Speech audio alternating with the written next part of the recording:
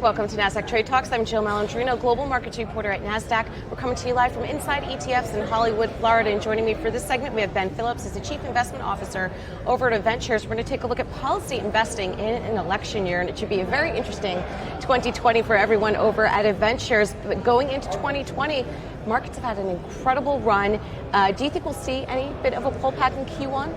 I do think so. I mean, we're seeing the start of it really on Friday and then this week. And we were expecting a 3 to 5% pullback, and then with the rally, we were kind of upping that a little bit to 5 to 7%. So I think we're seeing the first third of that so far. So markets were really overextended, and we're seeing that across sectors. We're seeing it across our policy themes. So a natural pullback here is actually okay. Yeah, and we're seeing that. I mean, of course, what's happening with the coronavirus, down almost 2% on the major averages as we're talking on January 27th. But my question to you is political noise around the campaigns, around the election itself. Does that really mean that there's policy risk?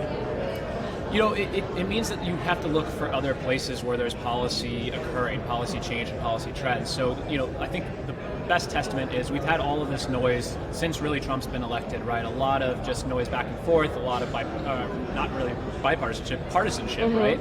And what it's done is it's given us opportunities to look at state governments, federal agencies, and you can see it in our policy, PLCY ETF returns, like almost 10% alpha in our first 2+ years. So you're able to find the opportunities, you just have to look through that noise. All right, now that performed well against the mid-cap indexes. The small cap US stocks are relatively cheap to large cap stocks. That's not a surprise there. Let's learn about some of the policy themes. Gaming, energy, 5G, of course, is going to be a big topic this year. Yeah, so gaming's interesting. We had sports betting legalized by the Supreme Court effectively, right, May 2018.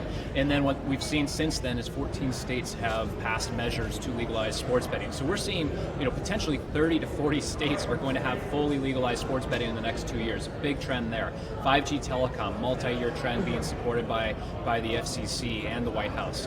We have infrastructure. It was one of our best performing themes last year. It's a state story, not a federal story. People don't get that, and that's one of those things we're talking about. People don't really understand that it is that state story. There's 70% of infrastructure spending. Yeah, it's really interesting you bring that up, because the first thing that President Trump spoke about when he got in was infrastructure spending, and it sounded like a federal narrative, but it really starts locally. It does. It's local, and what we saw was instead of focusing on infrastructure, they went right after healthcare in the first few months of Trump's presidency.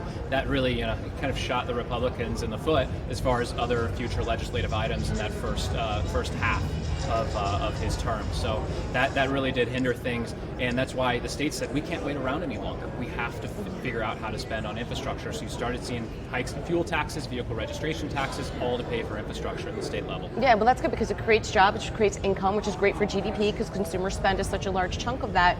Now, looking towards, I would say, the second half of the year, that's when we're really going to understand what policies are going to be impacted as we narrow down the delegate field in the Democrat space. What will you be looking at? Where will risk be associated? Is it going to be healthcare? Are there other sectors of the market that you're looking at? Yeah, healthcare is interesting. It's had a lot of political, I guess, uncertainty and sentiment risk over the past 12 months. But not much has really been done. No, nothing's happened. Right.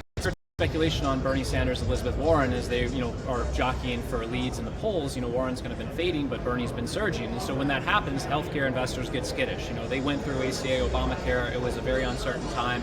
It was painful for a lot of healthcare PMs and analysts and And so what you saw was people are just shying away from the sector right now. We actually think that's creating a value opportunity. We've been pounding the table since August, saying buy healthcare. It is really exciting. And that's what we've been doing, is continue to hold our pretty overexposed positions in healthcare. We like healthcare right now. I think it's cheap on a relative basis. So EventShares, active funds. Active obviously. Funds, yep. And it seems the themes that I've been picking up on for Inside ETFs at 2020, active is coming back into favor.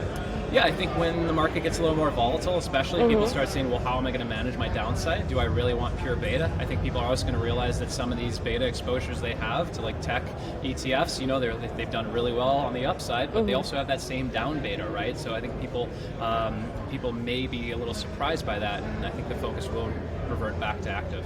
All right, Ben. Great to see you as always. Cannot wait to catch up with you when we get into the Q2, Q3 time of year, and the election will really be heating up. Great to see you as always. Thank you. And thanks for joining me on Trade Talks. I'm Jill Malandrino, Global Markets Reporter at Nasdaq.